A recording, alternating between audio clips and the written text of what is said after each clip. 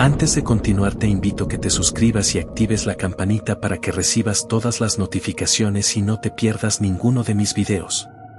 Gracias por escuchar. Comenzamos. Historia 1. Ella susurró el nombre del diablo, y él respondió. La encontraron en posición fetal, con los ojos abiertos de par en par y la boca rota de tanto gritar. Pero no tenía cuerdas vocales. Como si algo se las hubiera arrancado desde adentro. Lo último que escribió en su libreta fue una sola frase: no era un juego. Y él me respondió. Su nombre era Natalia Suárez. Tenía 22 años. Estudiante de cine, introvertida, obsesionada con el ocultismo, pero nunca creyó realmente en nada hasta que lo vivió. Todo comenzó con un proyecto para la universidad. El tema era mitos urbanos contemporáneos. Así que decidió hacer un cortometraje sobre invocaciones prohibidas de la Deep Web. Encontró un ritual llamado el eco de Agramón, supuestamente una fórmula para hablar con el diablo. No para venderle el alma, sino para escucharlo. Según el post original, bastaba con reproducir una grabación distorsionada a cierta frecuencia, encender una vela negra y susurrar su nombre real, no el que conocemos, sino el que está oculto entre frecuencias invertidas. Natalia no lo tomó en serio. Pero hizo todo al pie de la letra. Registró todo con su cámara, incluso los errores. Así que hay video. ¿O lo había? Al día siguiente, sus compañeros notaron que no dormía.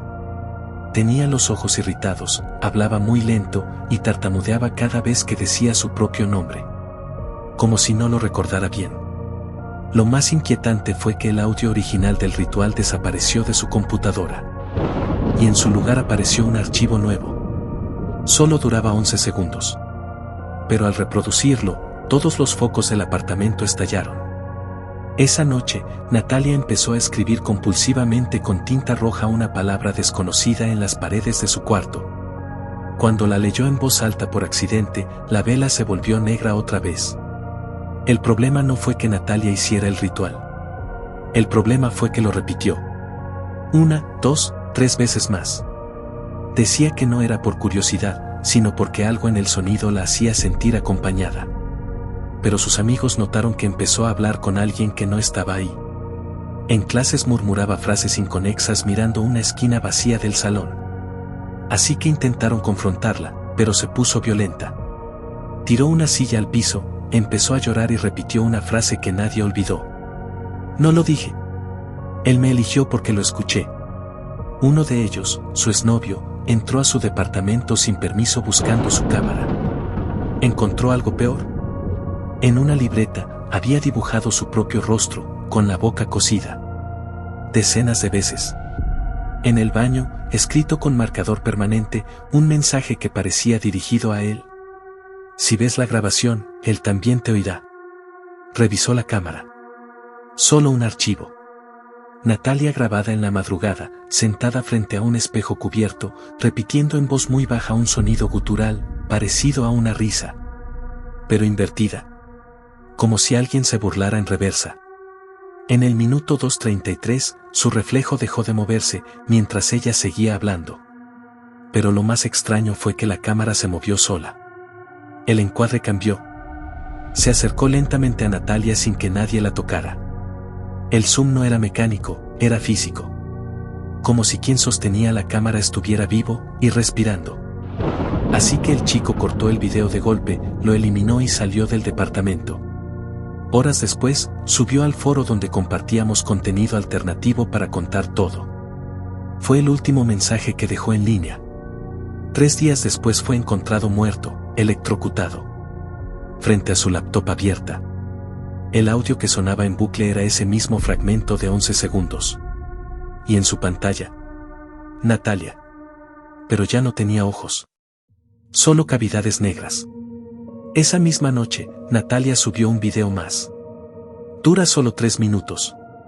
En él, repite una palabra en reversa que nadie logra entender. La última frase, en susurro, apenas audible. Ahora quiero ver quién más escucha. El video fue borrado de todas las plataformas en menos de 24 horas. No por denuncias, sino por algo más raro. No podía descargarse. No podía copiarse. No podía siquiera capturarse pantalla. Cada vez que alguien lo intentaba, la imagen se congelaba en el segundo exacto donde Natalia susurraba la palabra final y la pantalla parpadeaba en negro. Pero alguien logró transcribir el sonido. Un usuario anónimo lo publicó en un hilo del foro. Dijo que la palabra era Talmec, un nombre que no aparecía en ningún libro, en ninguna mitología conocida. Así que un lingüista de la comunidad intentó analizarla. Según él, ese fonema no debería existir en la estructura vocal humana. Lo definió como una palabra que no se pronuncia, sino que se deja entrar. Pero nadie volvió a saber de ese usuario. Cerró su cuenta. Borró todos sus comentarios. Y semanas después, alguien encontró su canal, subiendo videos con loops de audio distorsionados. Cada título con una sola palabra. Nombres. Nombres que nadie reconoce. Nombres que no parecen humanos. Lo último que se supo de Natalia fue gracias a su vecina, una señora mayor que vivía justo enfrente.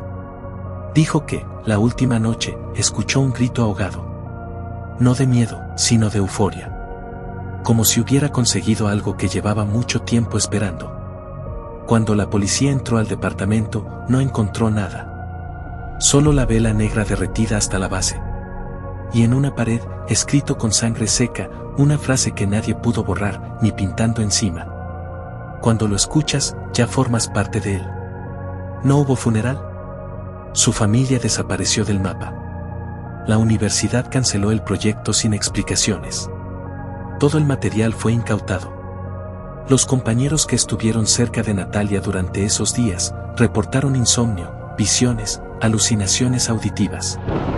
Algunos dicen que aún pueden oír el audio, aunque hayan borrado todo. Porque el sonido, dicen, no estaba en la grabación. Estaba en ella. Y cada vez que repites esa historia, algo despierta. Alguien subió el audio original a un servidor oculto. Y cuando reproduces el archivo, antes de comenzar, se escucha una voz en susurro diciendo una frase que nunca estuvo en la grabación original. Gracias por dejarme entrar.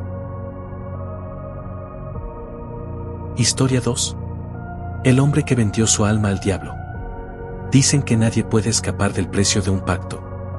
Pero lo que nadie cuenta es lo que ocurre entre el trato y la factura final. Su nombre era Elías Méndez. Y durante semanas, en su edificio se escucharon rezos al revés, incluso cuando él no estaba en casa.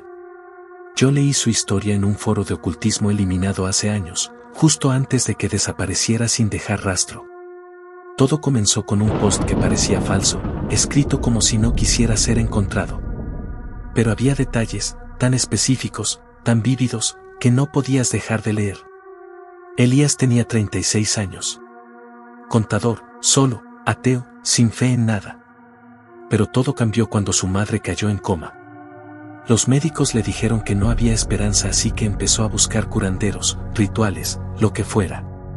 Pero nada funcionaba. Entonces encontró algo. Un manuscrito en la Deep Web. No era un PDF. Era como si alguien lo hubiera escaneado directamente desde un grimorio. Instrucciones detalladas para contactar con el intermediario. Decía, si el precio no te asusta, la salvación es inmediata. Pero no hablaba de dinero. Elías lo hizo todo al pie de la letra. A las 3:33 de la mañana. En su sala. Frente a un espejo que había cubierto con una sábana negra, tal como decía el texto. Usó sangre de un animal muerto que él mismo atropelló. Grabó símbolos extraños en la madera del piso. Y esperó. Lo perturbador fue lo que vino después. No escuchó una voz. Escuchó la suya. El reflejo en el espejo le habló. Pero su boca no se movía. Yo ya estuve donde tú vas a estar, le dijo su reflejo. Elías preguntó cuánto costaría. El reflejo sonrió. Lo sabrás cuando ya no tengas tiempo de arrepentirte. Y esa misma noche, su madre abrió los ojos. Pero no fue lo único que despertó. Al día siguiente, Elías no fue al hospital. No quería que lo vieran llorar. Pero lo que realmente evitaba era enfrentarse a una sensación, esa certeza en el estómago de que algo más allá de él, lo estaba mirando desde adentro. Su madre se recuperó de forma antinatural. No solo abrió los ojos, empezó a hablar en lenguas que nadie le enseñó. En los pasillos del hospital, enfermeros decían que la vieron levantarse sola a medianoche, susurrando en un idioma que hacía que los monitores fallaran. Así que Elías pidió el alta antes de tiempo. La llevó a casa. Quería protegerla. Pero esa noche, mientras dormía en el sillón, la escuchó cantar. Una melodía de cuna, que él recordaba perfectamente, pero que su madre jamás le cantó. Desde ese momento, el apartamento empezó a cambiar. Luces que se apagaban cada vez que él hablaba en voz alta. Olores a carne quemada en los rincones más fríos. Ruidos detrás del espejo. Una vez, vio como una sombra cruzaba por detrás de su reflejo, mientras él permanecía quieto frente al vidrio. Elías comenzó a documentarlo todo. Grabaciones, fotografías, incluso escribió un diario. Pero los archivos desaparecían de su computadora. Pero no era error del sistema. Porque en su lugar, aparecían videos que él no recordaba haber grabado. Videos de él, hablándose a sí mismo, dormido, en un idioma que no existe. Un día, subió un fragmento a un foro en Reddit buscando ayuda. El post duró exactamente 6 minutos online antes de que toda su cuenta fuera eliminada. ¿Ni baneada? Eliminada. Como si jamás hubiera existido. El último mensaje que alguien logró leer decía: él ya no me necesita despierto. Solo necesita que yo sea el recipiente. Los vecinos decían que la madre de Elías no salía de casa. Pero todas las noches se veía una silueta desde su ventana, de pie. Inmóvil. Como si mirara directamente a quien pasara por la calle. Así que un vecino denunció que algo andaba mal. La policía entró a la fuerza. Y lo que encontraron no fue humano. No había muebles. No había madre. Solo un espejo en medio del suelo. Y Elías, grabándose con los ojos en blanco, repitiendo la misma palabra una y otra vez. Pagado. El video duraba exactamente 3 minutos con 33 segundos. Sin cortes. Sin parpadeos. Sin pestañear. Elías, de pie frente al espejo, con la boca seca, resquebrajada como si llevara días sin beber, repitiendo esa palabra en un tono que no parecía humano. Pagado, pagado, pagado. Los agentes no supieron cómo reaccionar. Uno vomitó. Otro salió llorando sin dar explicación. Lo único que quedó registrado en el informe oficial fue una frase ambigua: el individuo no parece responder a estímulos lógicos. Muestra señales severas de disociación y no emite respuesta consciente.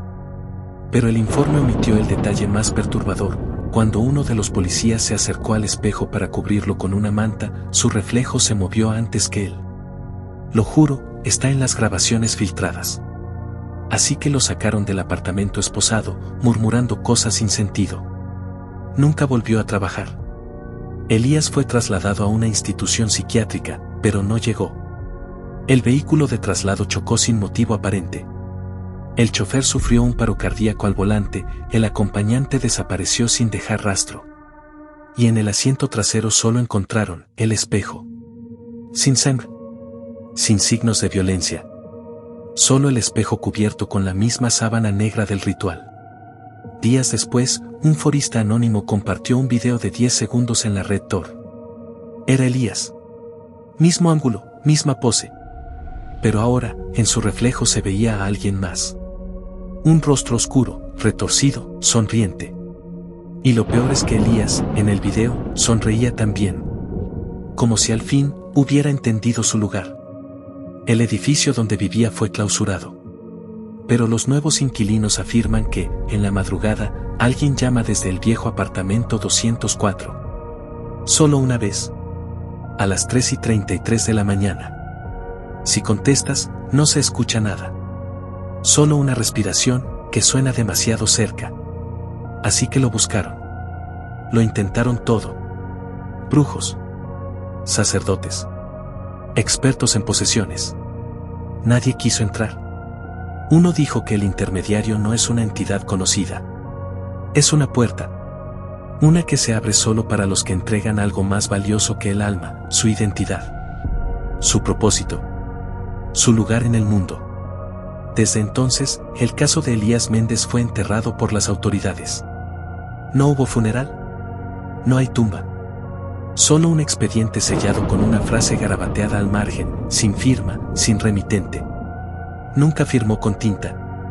Pero el contrato fue sellado con su reflejo. Nadie sabe dónde está Elías. Pero en foros antiguos, en imágenes borrosas, su rostro sigue apareciendo en los reflejos de otros, como si buscara a alguien más para tomar su lugar.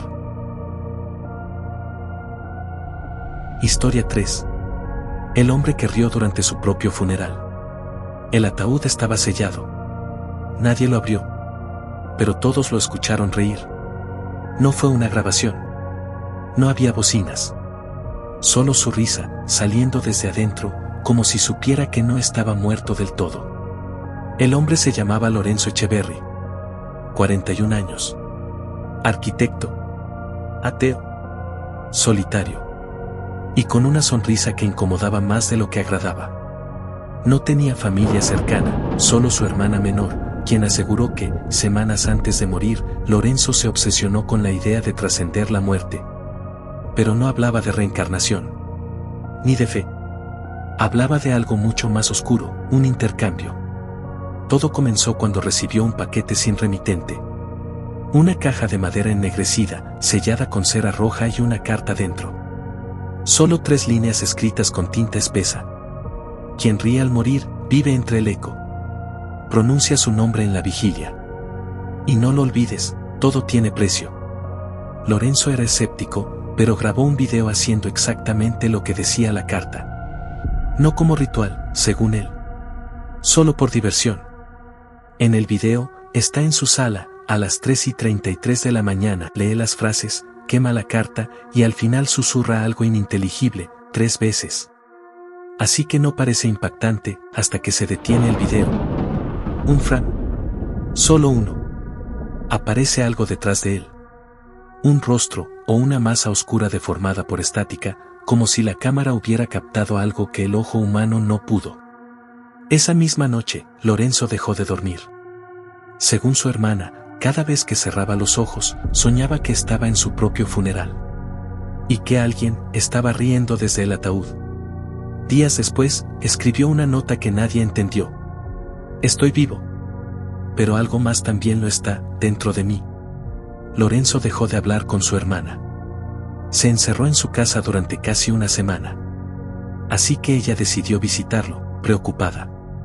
Pero cuando llegó, lo encontró completamente transformado. Había cubierto todos los espejos con sábanas negras, había dibujos en las paredes con formas imposibles, y en el suelo, justo al centro, una figura tallada en la madera como si hubiera sido grabada a mano, con uñas. No respondió preguntas. Solo le dijo una frase que ella nunca olvidó. Me está enseñando a reír desde el otro lado. Después de eso, no volvió a verlo. A los 3 días, Lorenzo murió en circunstancias que el forense describió como fallo nervioso total. Su cuerpo estaba rígido, pero no había señales de trauma. Su rostro congelado, en una mueca amplia, grotesca, casi burlona. Como si hubiese muerto riéndose a carcajadas. La hermana organizó un funeral privado. Solo ella, el párroco y 2 vecinos. Lorenzo pidió ser enterrado con el ataúd cerrado, completamente sellado. Así que respetaron su voluntad. Pero al momento en que el sacerdote comenzó a orar, se escuchó una risa baja. Leve, pero nítida. Una carcajada seca, cortante. El párroco interrumpió la lectura. Uno de los asistentes pensó que alguien se había reído por nervios. Hasta que volvió a sonar. Esta vez, vino del interior del ataúd. El féretro no tenía micrófonos, no había ningún dispositivo dentro. ¿Era madera maciza? Así que lo abrieron. Nadie se atrevía a tocarlo. Pero la hermana exigió que lo hicieran. Y entonces ocurrió algo que solo quedó en la memoria de los presentes, porque las cámaras de seguridad del velatorio se apagaron justo en ese instante. El cuerpo seguía ahí, pero los ojos de Lorenzo estaban abiertos y sus labios, curvados. No en sonrisa. En una mueca de algo mucho más macabro. Lo más perturbador fue lo que encontraron en la tapa interna del ataúd.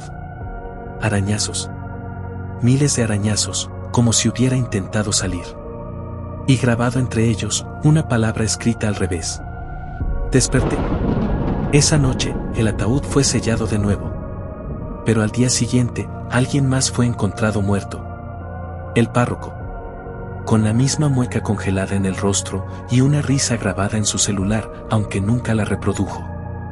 Después de la muerte del párroco, el caso se volvió un rumor urbano.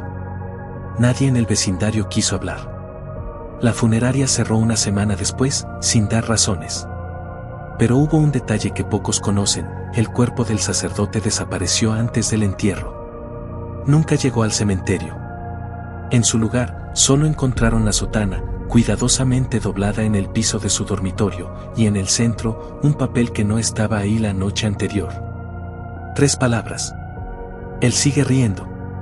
La hermana de Lorenzo intentó seguir con su vida, pero la risa la perseguía. Empezó a oírla en lugares donde no debía haber ruido, en el refri cuando lo abría de noche, en las tuberías, en la estática del televisor. Siempre la misma carcajada seca. Siempre a las 3:33 de la mañana. Así que buscó ayuda en foros de ocultismo. Subió un audio que logró capturar en su casa, donde claramente se oía la risa durante 11 segundos. Solo obtuvo una respuesta. No la escuches entera. Es una invitación. Pero no obedeció. La reprodujo completa, buscando una explicación. Y desde entonces, no volvió a escribir. Su cuenta fue cerrada. Su celular solo repite una frase en bucle cuando alguien lo enciende, como si estuviera poseído por una grabación en reversa. Ya no es solo él. Ahora somos nosotros. Un usuario anónimo compartió semanas después un fragmento de video recuperado del velatorio de Lorenzo. Imágenes distorsionadas. Rostros pixelados. ¿El ataúd? Silencio, hasta que en el segundo exacto donde se escuchaba la risa, un frame muestra algo que no debería estar ahí. Una figura sentada sobre el ataúd. No humana. Negra. Desnuda. Sonriendo. Mirando directo a la cámara. El video fue eliminado automáticamente por todas las plataformas en menos de 10 minutos. No por denuncias. Por un código interno que nadie supo explicar. Lo último que se supo es que el ataúd de Lorenzo fue exhumado por razones legales. Estaba vacío. Sin cuerpo. Sin ropa. Solo un papel, arrugado, casi deshecho. Con la misma letra de la carta original. Quien ríe al morir, nunca deja de escuchar. Ahora, en varios funerales del país, hay reportes aislados de lo mismo. Risas. Desde dentro del ataúd. Distintas voces. Pero siempre con la misma frecuencia. 3:33 de la mañana.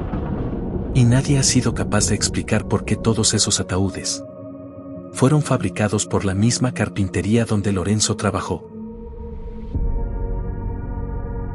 Historia 4. Su rostro cambió después del pacto. Nunca volvió a ser la misma persona después de esa noche, pero lo más aterrador no fue cómo cambió su rostro, sino lo que intentaba esconder detrás de esa piel nueva.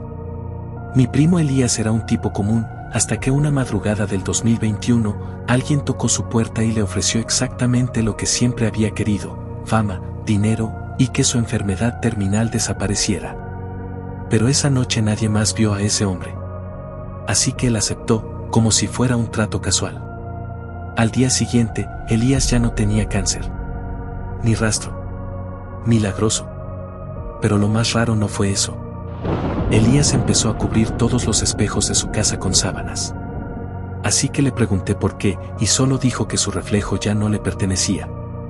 Pero lo peor vino cuando empezaron a llegarle mensajes por debajo de la puerta, escritos en una caligrafía torpe, como garabateados con garras. Decían: todavía no has pagado. Intentamos ayudarlo, llevarlo a una iglesia, incluso buscar ayuda psiquiátrica. Pero cada vez que lo miraban a los ojos, los perros comenzaban a aullar, los crucifijos se caían al suelo, y alguien se desmayaba. Así que su madre lo encerró por días en el cuarto del sótano, el único donde no había ventanas. Una noche, su madre bajó a verlo.